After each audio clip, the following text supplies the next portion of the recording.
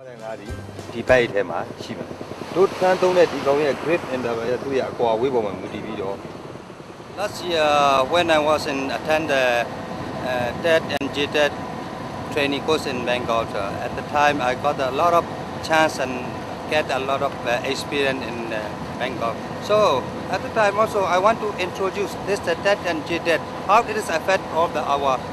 future generation to release the juvenile and threat fish. Now I got a chance to show and to introduce my fishermen about the TED and GTED.